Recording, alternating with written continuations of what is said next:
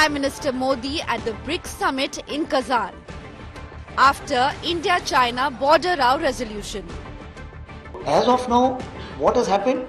We are trying to restore the trust. How the trust will get restored? It will get restored once we are able to see each other.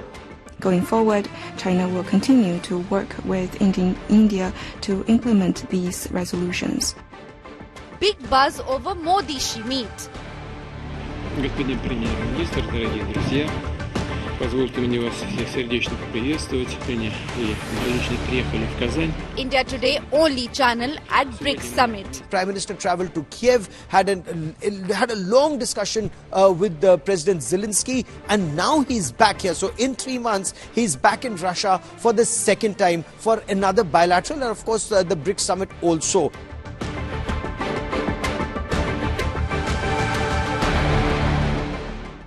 LAC truce done. Bilateral next. Can Modi-Xi bury ghost of Galwan? Namaste Russia. That is our top focus on 5 Live. Well, the big Modi-Putin bilateral is currently underway even as we broadcast live with the only reporter in Kazan, Russia, bringing you every aspect of that hugely important second meeting so far this year between Narendra Modi and Vladimir Putin. But all eyes are now on whether Prime Minister Modi will be holding a bilateral with the Chinese President Xi Jinping. Highly anticipated. Both countries have cleared the decks for their first big bilateral in many years. Will it happen? We're going to have to wait and watch. It could happen today or tomorrow, but we're hearing it could happen anytime. It's their second hug and handshake this year. Modi and Putin, who are good friends with each other, have just met at the BRICS summit in Kazan, Russia. Putin welcomed his dost Modi to the BRICS summit in Kazan with a very warm hug, the second hug by the two leaders this year, and the third meeting between Putin and Modi in a span of just 3 months, a sign of very deep ties between the two countries. At the bilateral that's currently on, Prime Minister Modi reiterated his big message of peace to Putin amidst Russia's ongoing war, now in its third year with Ukraine. Excellency, रूस और Ukraine के बीच चल रहे संघर्ष के विषय पर हम लगातार संपर्क में रहे हैं। जैसा मैंने पहले भी कहा है, हमारा मानना है कि समस्याओं का समाधान शांतिपूर्ण तरीके से ही होना चाहिए। शांति और स्थिरता की जल्द से जल्द बहाली का हम पूरी तरह समर्थन करते हैं। हमारे सभी प्रयास मानवता को प्रमुखता देते हैं। आने वाले समय में भी भारत हर संभव सहयोग देने के लिए तैयार है। एक्सेलेंसी, पिछले 3 महीनों में मेरा 2 बार रूस आना हमारे करीबी समन्वय और गहरी मित्रता को दर्शाता है। जुलाई में मॉस्को में हुई हमारी एनुअल समिट से हर क्षेत्र में हमारे सहयोग को बल मिला है। इस शहर के साथ भारत के गहरे और ऐतिहासिक संबंध रहे हैं। कजान में भारत के नए कॉन्सुलेट के खुलने से ये संबंध और मजबूत होंगे। Государства стояли у истоков создания объединения. हम रूस और भारत के बीच जो सहयोग चल रहा है, हम वो बहुत महत्वपूर्ण मानते हैं। И очередное заседание межправкомиссии намечено на 12 ноября в Нью-Дели. और 12 दिसंबर को नई दिल्ली में अंतर सरकारी आयोग की अगली बैठक होने वाली है। Последовательно развиваются крупные проекты. हमारी बड़ी परियोजनाएं लगातार विकसित हो रहे हैं। И мы приветствуем ваше решение открыть в Казани Генеральное консульство Индии. और जो आपने कजान में भारत का कौंसल जनरल खोलने का निर्णय लिया, हम इसका स्वागत करते हैं। Расширение дипломатического присутствия Индии в России будет способствовать дальнейшему развитию двусторонних отношений.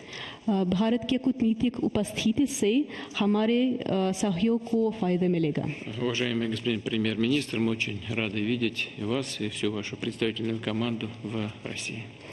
माननीय प्रधानमंत्री जी, हम आपको और आपकी प्रतिनिधि मंडल रूस में देखने से हमको बड़ी खुशी है। ये एक ऐतिहासिक बहुत दिलचस्प शहर है जो वोल्गा नदी के किनारे पर स्थित है। मुझे याद है कि हमारे जुलाई की मुलाकात की याद है जब हमारी बहुत अच्छी चर्चा हुई बहुत विषयों पर। इसके बीच हम टेलीफोन पर कई बार हमने बात की। कजान आने का आमंत्रण स्वीकार करने के लिए मैं आपका बहुत आभारी हूँ। तो आज हम ब्रिक्स शिखर सम्मेलन के उद्घाटन सेरेमनी में भाग लेंगे और उसके बाद डिनर के समय हम भी बात करेंगे दूसरे नेताओं के साथ। आज आने वाले ब्रिक्स के दौरान समिट के दौरान हमें कई बहुत महत्वपूर्ण निर्णय पर पूरा करना चाहिए। तो एक बार फिर कजान में आपका स्वागत है।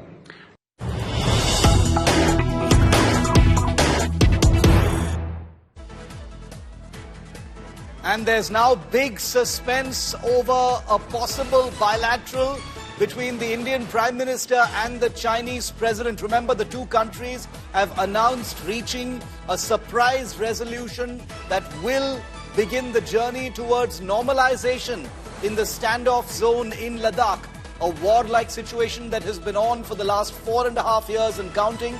The two sides, after multiple meetings and no real forward movement since 2022, have announced between yesterday and today that they've reached an agreement towards disengagement and the resumption of routine troop patrolling.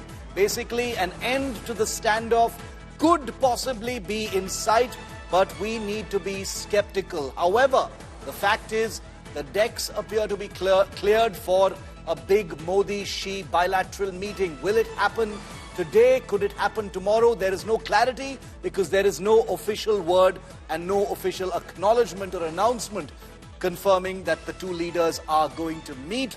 Both leaders are in Kazan for the BRICS summit. Remember, China and India are both part of the BRICS grouping. The bilateral with Putin is done. Will there be a meeting between Prime Minister Modi and Xi Jinping? Let's find out. India Today's Gaurav Sawant is on the ground in Kazan, the only Indian journalist reporting for mainstream media from the ground in Kazan. Gaurav, it is the big question. The Modi-Putin bilateral is done. Very much on expected lines. Two old friends, with their third meeting just so far this year, establishing for the entire world that India has a foreign policy that is very much its own. But all eyes now, Gaurav, on that very, very big question. Are Modi and Xi Jinping going to be meeting next? Both leaders are in Kazan, where you are right now. But both sides have been extremely tight-lipped, Gaurav, about whether they're going to meet and, more importantly, when they're going to meet. Shiv, there is tremendous expectation, there is tremendous enthusiasm that yes, the two would be meeting is most likely is the word here. Scheduling, we are told, is an issue. An effort was being made to find some time perhaps later today. But we are told that both sides have found it very tough to schedule it today. It is likely to happen in the next 24 hours. Whether it can happen late today or sometimes tomorrow, perhaps before the second half tomorrow, that is what we are told, that there is a meeting and both sides are keen on the meeting, is what sources are telling India today. China is also very keen to dial down tensions with India. As you very rightly pointed out, Shiv, yes, there is forward movement, but this is only tactical disengagement that is taking place at this stage between India and China. Very, very tactical disengagement. There still remains that big question, which is, will this tactical disengagement lead to de-escalation, which is extremely critical, which is moving back, the heavy firepower that both sides have on the line of actual control, and not just in Depsang and Demchok in eastern Ladakh, but all along the line of actual control, but especially in eastern Ladakh. Are you going to move back your tanks? Are you going to move back your 155mm howitzers, the armored personnel carriers, the mechanized infantry columns? And then are you going to disengage and then de-induct those troops, they send them back to their peacetime location. That is of tremendous importance, so that there is no situation where the two sides could once again amass troops very quickly. Shiv, as you know better than others, China is able to mobilize troops very quickly and get them to their borders. India is improving infrastructure, but may still take some time. So those are issues that India is very, very cagey about. With China, you may want to trust them, but you have to verify everything, because you don't want to go by what China says. You want to very clearly see what China does on ground, verify it before you take the next step. And that is how India is moving forward, with tremendous caution this time. So yes, a meeting is likely. Perhaps in the next 12 to 24 hours, that meeting could take place. And as Gaurav and I have been reporting over the last 24 hours since the story broke about this resolution arrived at between India and China, we have been very, very cautious about, any kind of euphoria and even calling it a breakthrough, because Gaurav and I have both seen what this issue between India and China has actually been like for many, many years. And the one thing you can be absolutely certain about when it comes to China is nothing is ever what it seems. There is a great deal of opportunism at play. China, as Gaurav rightly pointed out, has been unusually conciliatory in the last few months, but there is a good reason for that. It's not out of any kind of generosity or munificence. All countries work for their own interests first, and that's not a bad thing, but India has learned a great deal about China and dealing with China. There is no room for emotions when it comes to dealing with China.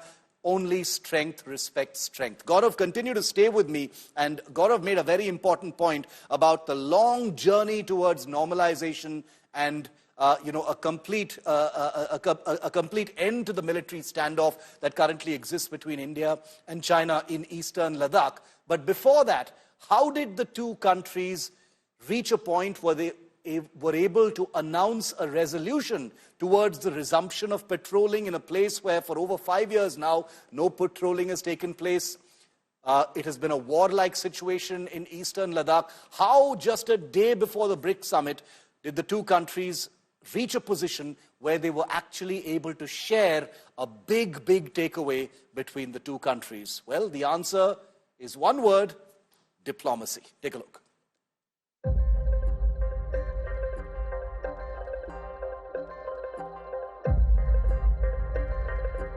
A border breakthrough by India and China, a path that leads to the end of the big Ladakh standoff. A day after India made the surprise declaration that a resolution towards peace had been achieved, China has also confirmed a pact with India to end the standoff between the two armies in eastern Ladakh. Over a recent period of time, China and India have been in close communication through diplomatic and military channels on issues related to China-India border. Now the two sides have reached resolutions on relevant matters, which China speaks highly of. Going forward, China will continue to work with India to implement these resolutions. The details remain broad. No deals are ever straightforward with China, and the road to the agreement hasn't been an easy one. It was a result of weeks of intense diplomatic and military negotiations. Caution is probably a good idea before celebrating any real breakthrough, but according to government sources, several meetings involving both the Ministry of External Affairs and the Indian Army did take place, with discussions focused on ensuring smooth patrolling in areas where disengagement has already occurred in eastern Ladakh. But the Depsang and Demchok areas presented unique challenges due to their strategic importance and heightened tensions. Rebuilding trust will be key. The Chinese side is wanting to restore the relationship between India and China to what it was earlier. It wants the other aspects of the relationship like trade, commerce, investment to move ahead. It will, of course, take some time to restore the trust between the two countries, but at least I think a beginning can be made. India and China have come to an agreement about normal patrolling and that there will be disengagement. And the Foreign Secretary says that, we are now looking at the resolution of the problem which arose in 2020. This is welcome, but let me put it this way: trust but verify. The timing of the thaw is also crucial. India improving ties with China comes just when it is being hounded by Western powers over alleged operations to kill pro-Khalistani terrorists in those countries. Many experts believe a defreeze in India-China ties could pose a new challenge to the United States. In fact, that could very much be why the two countries have found an opportunity to at least try setting aside their differences. The possibility of India and China going further in resolving their various other disputes will worry the United States, that thinks India has an important role to play in policing the Indo-Pacific to contain Chinese influence. Closer ties between Russia, China and India could also establish the global south as a counterweight to Western hegemony in a world at war. Bureau Report, India Today. Now remember that nothing ever happens without a constant engagement between the two countries. There was bloodletting, there was death in the Galwan Valley in June 2020, but after that there's been a steady engagement between India and China, and especially in the last few months there's been a committed effort to try and resolve the outstanding issues in eastern Ladakh. Just take a look at some of the most recent meetings, like last month when NSA Ajit Doval met with the Chinese Foreign Minister Wang Yi. In July 2024, you had External Affairs Minister Dr. S. Jaishankar meeting Wang Yi twice in that same month. There were 21 rounds of military-level talks at the Corps Commander level in Chushul, Moldo, that's in southern Ladakh. There have been 21 rounds of talks that have taken place so far.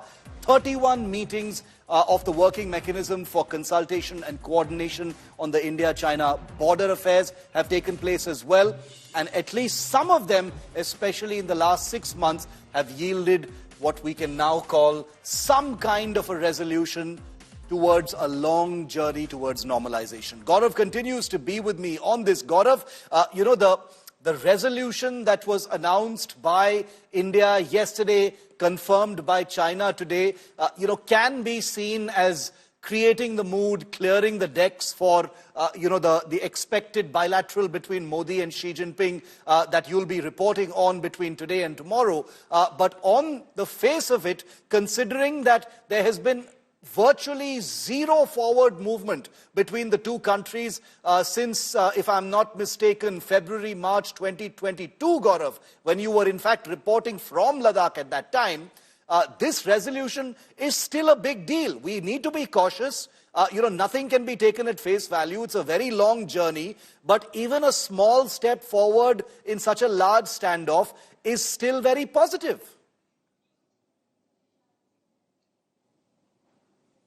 Shiv, you're absolutely right. It's a very, very significant step. It may be a tactical move, but only when you take small tactical moves can you aim for the big strategic goal. What is India's aim? Peace and tranquility at the line of actual control. What was the big hindrance? China not moving back from multiple friction points.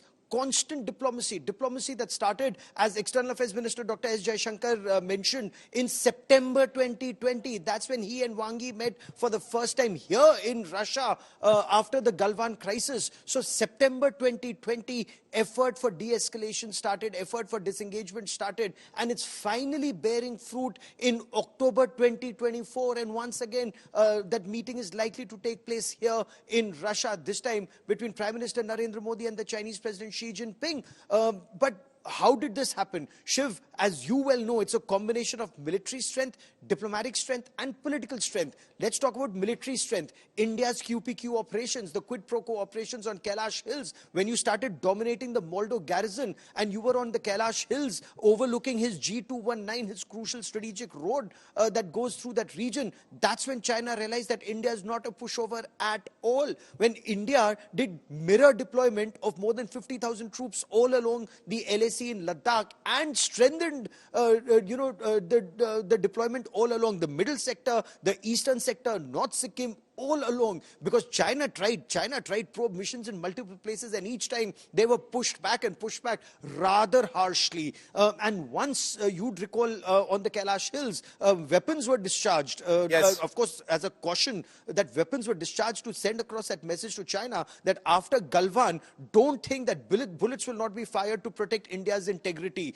That message went out loud and clear militarily. the army and the air force, and you've reported so extensively on the mobilization of our troops, using the Chinooks to send tanks to Depsang plains, to get the 155mm howitzers to that area. That showed India's military deployment, the kind of infrastructure development that took place in terms of those 70-ton bridges that could carry heavy tanks in that region, broad roads, black metal roads all across, all the way up to Daulat Beg Oldie that I've reported from. That showed India means business. Advanced landing grounds coming up. Militarily, you're strong. Diplomatically, you're not yielding an inch. Each time Wang Yi came to India, including to New Delhi, no meeting with Prime Minister Narendra Modi, extensive interaction with Jaishankar and Ajit Doval, but one message clear: normalization only after disengagement and de-escalation and reinduction. All of that sent across a message after 4 long years. India means business. Finally, China sees the writing on the wall and not the China wall. But will it lead to de-escalation and de-induction remain the big tricky questions even now before we celebrate? Okay, so tactical moves, no euphoria, no major breakthrough, but a positive indication of intent moving forward. There's a long journey ahead. India's guard will not be down even for a moment, and neither will China's. Both countries have reached a place where they're able to announce a joint resolution, but navigating that resolution is going to be the heart of the matter. Gaurav, thanks very much for joining me on this. We will reconnect with you once there's more clarity on the Modi-Xi bilateral that could take place in Kazan, where you're reporting from, between today and tomorrow. Now remember that talking about a resolution where things go back to a pre-2020 routine for the two armies massed against each other in eastern Ladakh is way easier said than done. As you just heard my colleague Gaurav say, the two armies came very close to outright conflict. In fact, there was violence in Galwan, there were shots fired in the south of Pangong, and the two armies continued to be ready for combat and ready for a real escalation that could have gone into the realms of actual war between the two nuclear neighbors. But now that the two countries have announced this resolution, this agreement on the resumption of normalizing troop patrols, disengagement, etc., what does that actually look like on the ground? The diplomats have spoken, they've announced the resolution, but what happens with the military, the soldiers, the commanders on the ground? In this report, I try and explain that. After over 4 years in a frozen war-like situation, 17 meetings at the diplomatic level, and 21 border meets between the two armies, a surprise declaration from the two sides, locked in the world's biggest military standoff, India and China unveil a big step forward.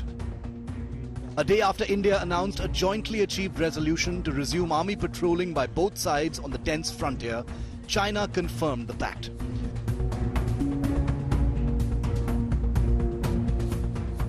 As a first step, the two armies will disengage from long-standing friction points in the Depsang Bulge in northern Ladakh, where China has wrested an advantage for years, and the Charding Ningling Nala in southeastern Ladakh's Demchok sector, where the Indian army dominates.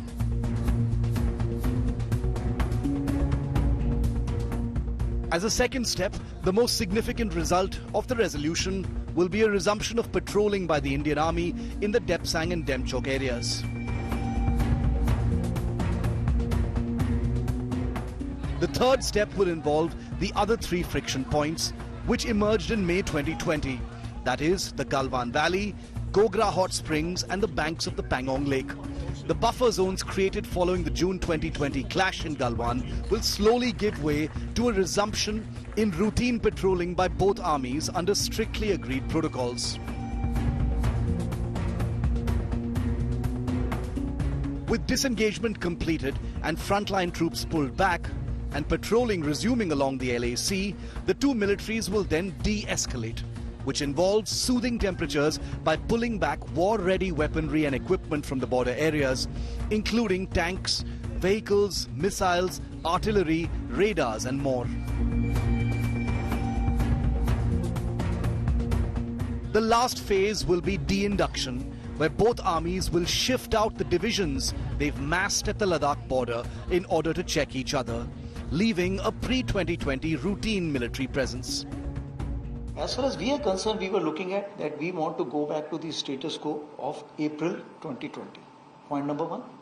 Thereafter, we will be looking at disengagement, de-escalation, normal management of line of actual control. And this normal management of line actual control will not just stop there. There are phases in that also. So this what I am saying, it's have been our stance from April 20 itself when General Y.K. Joshi was the army commander, and even today that remains the same way. So as of now, what has happened? We are trying to restore the trust. How the trust will get restored? It will get restored once we are able to see each other. And we are able to convince each other, look, the buffer zones which are there, which have been created, we are not creeping. And both have to reassure each other. Petroling gives you that kind of advantage.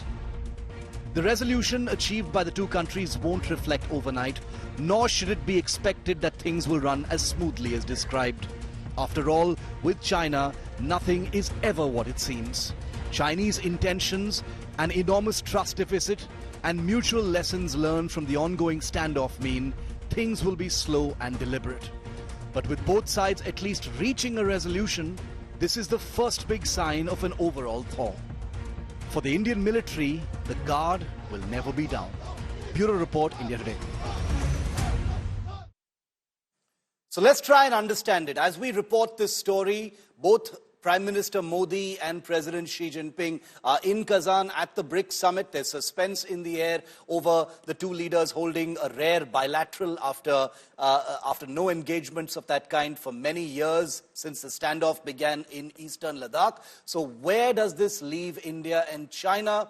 How skeptical should we be? Let's get a realistic assessment of where things are at. Brahma Chelani is India's most respected strategic affairs analyst and expert. Colonel S. Dinny is a former commanding officer with an infantry battalion.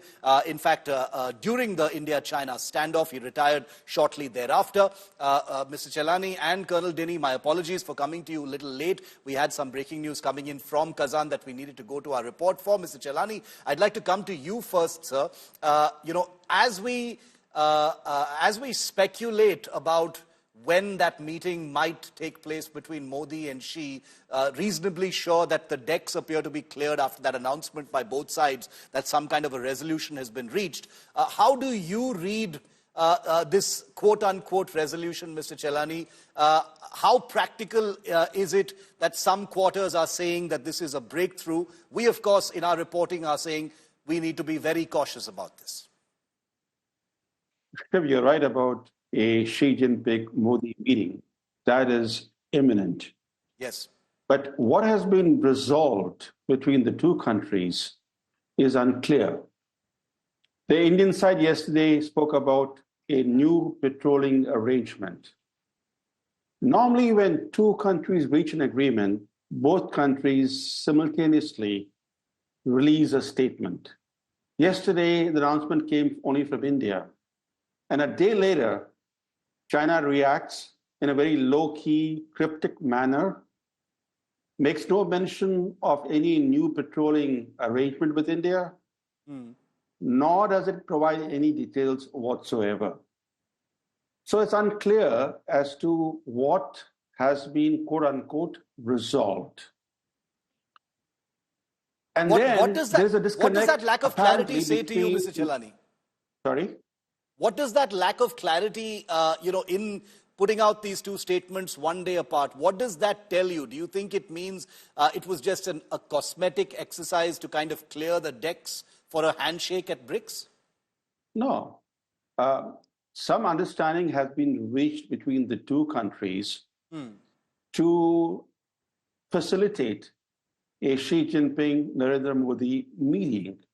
Yeah. What is less clear is what specifically has been agreed upon, what is beyond doubt, as you yourself have been pointing out in your report, that this latest understanding does not mean the end of the military standoff, because ending the standoff is a three-phase process involving first disengagement, then de-escalation, and finally de-induction of troops.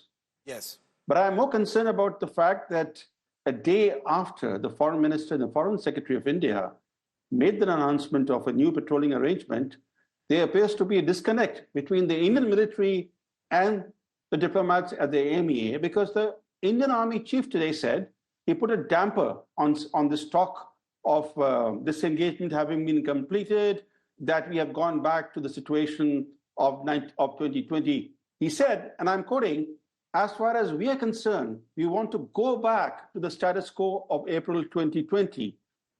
Thereafter, we'll be looking at disengagement, de-escalation, and normal management of LAC. So this is a complete opposite of what the foreign minister said yesterday.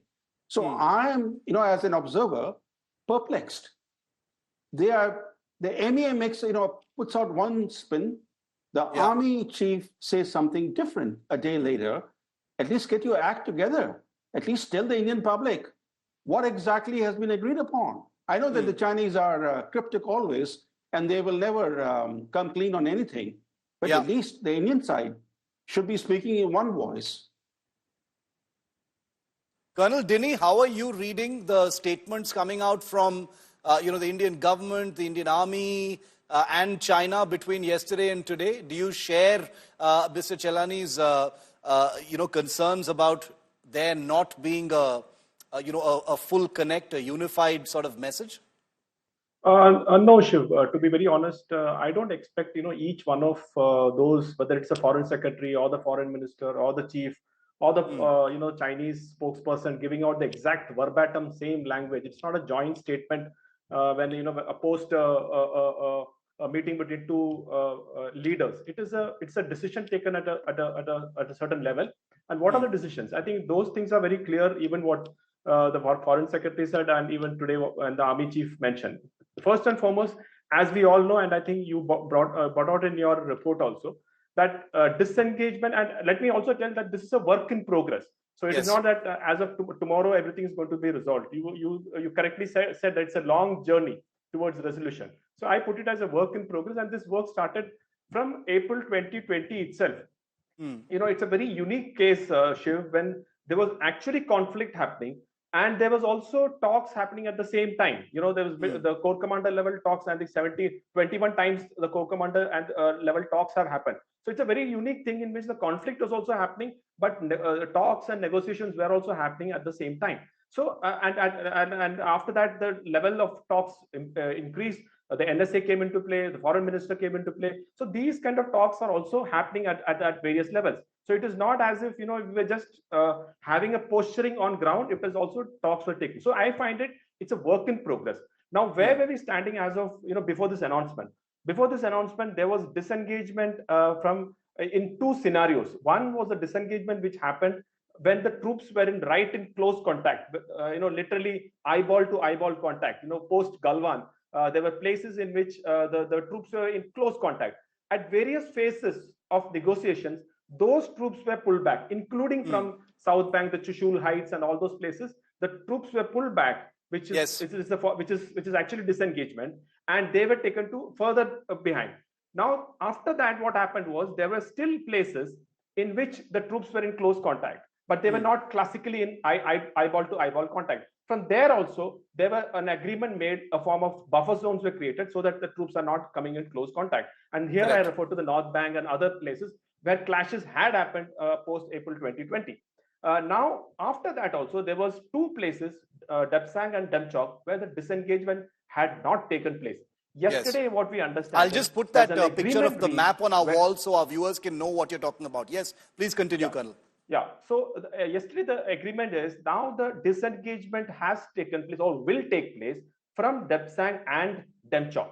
So then that is where one can say the disengagement process is complete. So that is what is said. Now, when the disengagement process complete, that means now we have what is the next step? We all want to go back to April 2020. That is the status quo which we wanted. Now, when you say it's a status quo of April 2020, it is not just disengagement, it is not just restoration of patrolling, it is also involves the troops which had come, those also have to go back. But these will also happen only in a phased manner. That is the way army operates, that's the way any military operates. It doesn't happen that today you have disengaged and let's now all go. That doesn't happen, especially when there is so much of mistrust between both the countries and both the armies. So I feel that now that the disengagement process will be completed, the patrolling agreement has come in. Now, as far as the information which is coming out is that the patrolling will take place in those areas where there is, where the disengagement has taken place. However, a clarity, yes, definitely requires to be then. It needs to be, further clarified. No, I'm absolutely. Sure in the coming days, that will also come the out. clarity as far as, the modalities of the resumption of patrolling is just one of the many things that there appears to be no clarity about. But I want to zoom back out a little bit, to the diplomatic part. And thank you for that very comprehensive word on how the, how the resolution might play out militarily as part of this long journey. But Mr. Chelani, the last time a disengagement took place between India and China was sometime in 2022. After that, there have been many, many rounds of talks, both at the working mechanism level and the corps commander level. In your view, what has suddenly changed? We've seen reports of China suddenly being quite conciliatory. There have been increased engagement at the highest level between India and China at the foreign minister level. What has changed between 2022 and now that this forward movement was possible, sir? Since you spoke of disengagement, let's take a step back and look at the first disengagement that happened at Doklam in 2017, August 2017. We disengaged. Within weeks, China re-entered and captured almost the entire Doklam Plateau. As far as the disengagement that happened in 3 specific areas of eastern Ladakh, Pangong, Galwan, and Hot Springs Dogra, we should not forget that the buffer zones that have been created largely on Indian territory. It's unclear now, this engagement at Depsang and Depsang, and as well as in the southernmost part of eastern Ladakh, yes, whether this involves the creation of any buffers. What the Reuters is reporting is that both sides will move back a bit from their present positions, and then according to a schedule, they'll be allowed to patrol up to their respective areas. Now, what does that mean? Is that, again, very unclear. But I think the bigger picture should not be lost. At the core of the military standoff has been China's encroachments on key borderlands of eastern Ladakh. In Depsang, the Chinese came in almost 18 kilometers into what India considered its territory. They still remain there. So what does this disengagement entail? Does it entail going back somewhat from what they have occupied? Or are we going to have more of the buffer zone type of arrangements that we have seen in Pangong, in Galwan, and in Hot Springs, Dogra? But to the broader question that you asked about it, the fact is that both sides are interested in lowering their tensions. China is now beginning to confront long-term structural issues, including a demographic crisis, a slowing economy, a Western pushback against China's ambitions. All that is compelling China not to ruin its relationship with India. And India, too, has strategic imperatives to ensure that its relationship with China does not get ruptured, because balancing and hedging are essential to India's foreign policy of pursuing an independent approach to international relations. So both sides have imperatives to try and lower tensions, if not to mend fences. Colonel Dinny, the word trust is used quite a bit when we talk about India and China. There's a huge trust deficit, both at the political level and at the military level. You had the Chief of the Army Staff, General Upadhyay, also talk about trust, about how rebuilding trust is key. But on the ground, can you tell us what form that is going to take? At the tactical level, you led an infantry unit that was literally eyeball to eyeball with the Chinese, during this entire crisis at the beginning of it. Can you tell us what rebuilding trust and reimposing those structures for the resumption of patrolling, what is that going to look like on the ground for troops and commanders? See, Shiv, it's definitely a factor. The trust factor is definitely missing for the last 4 years plus, primarily because, the trust was developed over a period of time when there was frequent meeting between the commanders. There were also occasions in when the troops also used to meet each other in a more friendly manner. But because of this, this constant, lack of patrolling and other issues, there's no contact between the troops. Now, what the army chief said is absolutely right, that this patrolling will lead to more trust. And I think I'll go by what Gaurav always says, that trust but verify. So for verification, I still believe that physical verification on ground is still the best form of verification. You may have any kind of technology, but at the end of the day, if you go on ground and see, that is worth 1,000 reports. So for that to happen, patrolling must move in. So once patrolling starts, once verification comes, like what Mr. Brahmacharya also mentioned, certain apprehensions, all those apprehensions will go only once you go physically and see. Similarly, from the Chinese side. So once that happens, it becomes more clarity will come in, and that is where the trust will come in. And my only concern would be still that the areas of differing perceptions, where there has been, there were conflicts even before. And I think the trigger of this particular incident of conflict also happened in that area of differing perceptions in North Bank. There, when the patrolling happens, there more coordination, more transparency, and a much more, deft handling would be required, because troops in close proximity, especially in a contested area, can go in a totally different direction. So overall, I think as the troops meet, the chances of trust increases, because they can, verify themselves. But at the same time, there is also an issue that wherever there are conflicts, wherever there are, differing perceptions, that has to be handled very, very carefully. We're going to, continue to report from Kazan, from Delhi, in the run up to that meeting that is hasn't been scheduled, hasn't been announced, but we are reasonably sure it's going to happen between Prime Minister Modi and Xi Jinping, the President of China. Thank you very much, Brahmacharya and Colonel Estini, for helping us decode, understand a complicated and unfolding issue. Work in progress, both in Kazan, both here in Delhi, and definitely in Ladakh. And we've got some breaking news coming in from Bengaluru. Harrowing images of a multi-story building collapsing in the capital city of Karnataka as heavy rainfall lashes Bengaluru. An under-construction building has collapsed. 17 people were trapped inside this under-construction building, is what we're hearing from the ground. One person has tragically died in the collapse. 2 have been rescued. 14 are said to be still trapped. A rescue operation is currently underway. These are images from the site in Bengaluru where a multi-story building under construction has collapsed. It is not clear whether it was because of the rain or the flooding or for any other reason. That investigation will be carried out. But these pictures are from the site. 14 people are still trapped under the debris. According to ground reports, 2 people have been rescued. 1 person has tragically succumbed to injuries under all that debris. Bengaluru's infrastructure crisis is an old story. Decrepit urban decay has gripped many parts of the city.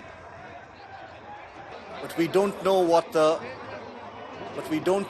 the precise reason for this particular building collapse is. Let's go across to India Today's Anaga for more on this. Anaga, a multi-story building under construction has collapsed. This appears to be a rescue operation that's underway in these images you've sent us. 14 people waiting to be rescued under all that debris. Well, that's right. Truly horrific and tragic thing that has happened here in Bengaluru's Babusapalya. Remember, it was bucketing down in Bengaluru for the last 3-4 days. It has been raining incessantly. In fact, it's raining even now as we speak. And now there is a building collapse that has been reported. It was an under construction building. Very tragically, a person has been killed in this truly tragic incident. 14 are still trapped under this, under this debris. We believe that all 14 of them are construction workers. They were laborers who were part of that building construction. All in all, there were 17 laborers who were involved in this construction work. And, all of a sudden, this under construction building, that had pillars, cement, brick, everything, it has collapsed on these workers. We believe a lot of them are also injured. They are waiting to get rescued. Rescue operations are underway. In fact, police, fire engine, and a lot of other rescue teams, they are on the spot trying to reassure and rescue the 14 members who are still alive and injured, waiting to be rescued. But unfortunately, one construction laborer, has very tragically lost his life. Do we know whether this was because of the rain or for any other reason, Anaga? Because that will be key to the investigation as well. Well, Shiv, it appears to be, investigated what the exact reason was. It could be a sheer, coincidence that there was heavy rain. But even in Babusapalya, it was raining very heavily. So rain can be a very strong added factor for the tragic incident. Investigation is still underway. So, after all those trapped inside are rescued out, investigation will be out to really identify, was there a flaw in the way in which the building was being constructed? Was it poor quality of material used? Was it apathy on part of the civil engineer? So all these things are yet to be probed. But at the moment, even in Babusapalya, it was raining very heavily when this tragic incident occurred. Of course, rain would have been an additional added factor as to why this very tragic incident has taken place. We got Nagarjun Dwarkanath on the phone line with us as well. Naga, infrastructure in Bengaluru is a story we frequently report here on India Today. All day today we've been talking about the pothole menace across the city, and now this tragedy in the city where a multi-story building has come crashing down. Obviously a reason for concern. Well, that's true, Shiv. In fact, we had to find out who is the owner of this building. It's a multi-story building, and is rain an added factor? That's the big question. 14 people are feared to be trapped. One casualty is already confirmed by the fire department. Fire and the police department have rushed to. This is on the outskirts, on the outer ring road of Bengaluru. So even for the personnel to reach in the rain and traffic, it's taking time. But the locals have gathered already, and the fire department, the closest fire department station, has alerted, and they have swung into action, and few people are being rescued as we speak. Okay, so 14 people are waiting to be rescued. These images are from that building collapse in Bengaluru. We'll keep you posted on the very latest on this. We'll leave you with these images as we continue to bring you updates.